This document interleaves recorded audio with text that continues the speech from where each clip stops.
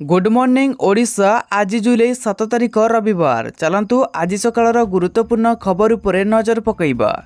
ता पूर्व समस्ते चैनल को सब्सक्राइब करने सहित आपण क्यों जिल्लार आमर वीडियो देखुंती आमको कमेंट माध्यम निहाती जनइबे। आजिर प्रथम खबर सक्रिय रही बंगोपसागर में घूर्णिबलय।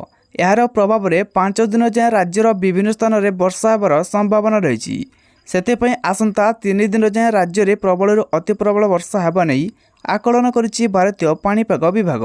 तेबे आज मालकानगिरी, कोरापुट, नवरंगपुर, रायगड़ा, गजपति, मयूरभंज और केन्दुझर जिले में प्रबल वर्षा होबार संभावना रही। यही सबु जिला को येलो अलर्ट जारी करिछि पाणीपाग विभाग। परवर्ती खबर कृषकों पई राज्य सरकार बड़ घोषणा। प्रधानमंत्री किसान योजना रे सामिल हेबे योग्य कालिया हिताधिकारी। चाषी आय वृद्धि पई समृद्ध कृषक नीति को तुरंत कार्यकारी करने पर गुरुत्व दि जाइछि। कृषि विभाग समीक्षा बैठक पर एने सूचना देछंती मुख्यमंत्री मोहन चरण माझी। परवर्ती खबर एथर बजट अधिवेशन 22 जुलाई 2024 रु आरंभ होई अगस्त 12 तारिख पर्यंत बजट अधिवेशन जारी रहिबो। एथिसह जुलाई 23 तारिख रे लोकसभा रे बजट उपस्थापन करा जिवो। एने आज केंद्रीय संसदीय व्यापार मंत्री किरण रिजिजू ट्विटर एक पोस्ट रे शेयर करी सूचना देछंती। परवर्ती खबर कर्मचारी को मिलिबो अधिक लाभ। डीएसओ एही भत्तारे 25% वृद्धि।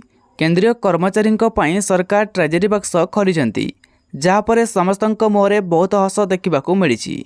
सरकार कहवा अनुसार डीए 50% पहुँचवा सहित यह निश्चित भाव कहुपर जे कर्मचारी अन्य 13टी भत्तारे 25% वृद्धि पाइब।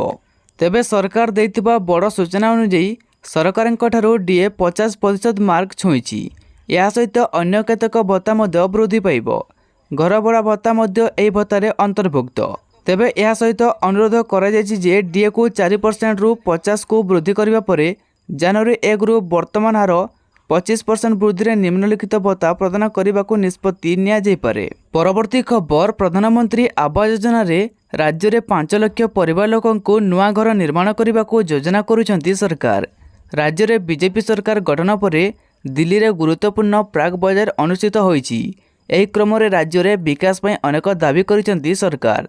सबुठारु गुरुत्वपूर्ण भाव पीएमएवाई योजना रे 5 लाख घर मागिसेंती उपमुख्यमंत्री। परवर्ती खबर ब्रिटिश साधारण निर्वाचन रे लेबर पार्टी केयर स्टारमर शुक्रवार जुलाई 5 देशर नूतन प्रधानमंत्री भाव शपथ ग्रहण करिसेंती। जहाँ पर प्रधानमंत्री नरेंद्र मोदी फोन रे कथा होई तांको विजय पई अभिनंदन जणाइछंती। एने एक्स रे को पोस्ट शेयर करी पीएम मोदी सूचना देइछंती।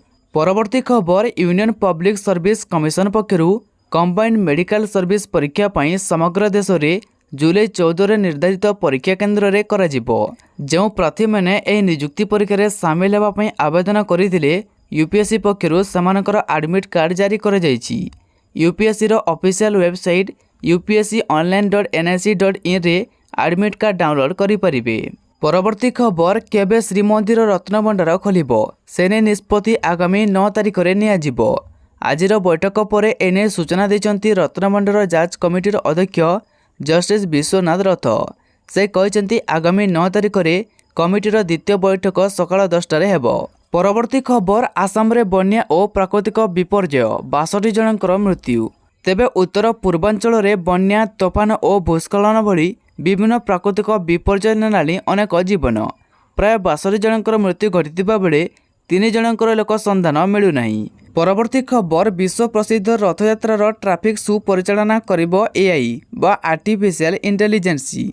रथयात्रा रे सामिल हेबा पई आसिबाको थिबा भक्तंक पई पुलिस प्रशासन पक्षरु स्वतंत्र ट्राफिक व्यवस्था करा जायछि।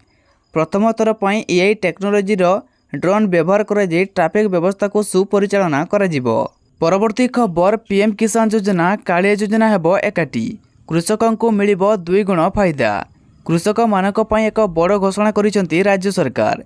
एणिकी राज्य सरकारंकर कालिया योजना रे लाभवान होइथिबा हिताधिकारी माने प्रधानमंत्री किसान योजना रे शामिल हेबे।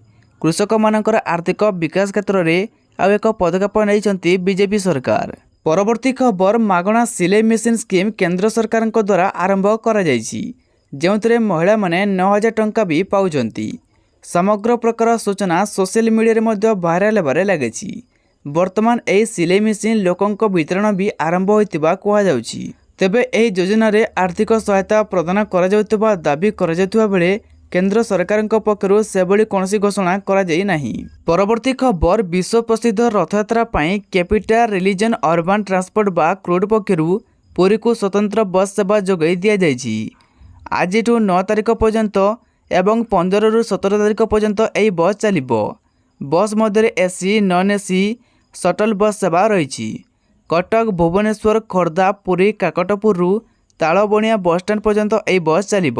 ପରବର୍ତ୍ତୀ ଖବର, ମାଧ୍ୟମିକ ଶିକ୍ଷା ପରିଷଦ ବୋର୍ଡ ଦ୍ୱାରା ପରିଚାଳିତ ପଠାଣି ସାମନ୍ତ ଗଣିତ ମେଧାବୃତ୍ତି 2023 ପରୀକ୍ଷା ଆସନ୍ତା 10 ତାରିଖରେ ହେବ ବୋଲି ସୂଚନା ମିଳିଛି। ପରୀକ୍ଷା ପାଇଁ ଆବେଦନ କରିଥିବା ଛାତ୍ରଛାତ୍ରୀମାନେ ବୋର୍ଡ ୱେବସାଇଟ୍ www.bscodisha.ac.in ରେ ଆଡମିଟ୍ କାର୍ଡ ଡାଉନଲୋଡ୍ କରିପାରିବେ। ପରବର୍ତ୍ତୀ ଖବର, 2ଟି ବ୍ୟାଙ୍କର ଲାଇସେନ୍ସ ରଦ୍ଦ କଲା ଆର୍ବିଆଇ। ଜମା ଅର୍ଥକୁ ନେଇ ଲକ୍ଷ ଲକ୍ଷ ଗ୍ରାହକ ଏବେ ଚିନ୍ତାରେ। ତେବେ ଆର୍ବିଆଇର ସୂଚନା ମୁତାବକ ଉତ୍ତରପ୍ରଦେଶର ବାରାଣସୀ ସ୍ଥିତ ବନାରସ ମର୍ଚାଣ୍ଟାଇଲ୍ ସମବାୟ ବ୍ୟାଙ୍କ ଲାଇସେନ୍ସ ରଦ୍ଦ କରିଦିଆଯାଇଛି। ସେହିପରି ଅନ୍ୟ ଗୋଟିଏ ବ୍ୟାଙ୍କ ହେଲା କର୍ଣ୍ଣାଟକ ସ୍ଥିତ ସିମଲା ସହକାରୀ ବ୍ୟାଙ୍କର ଲାଇସେନ୍ସକୁ ବି ରଦ୍ଦ କରିଦେଇଛି କେନ୍ଦ୍ରୀୟ ବ୍ୟାଙ୍କ।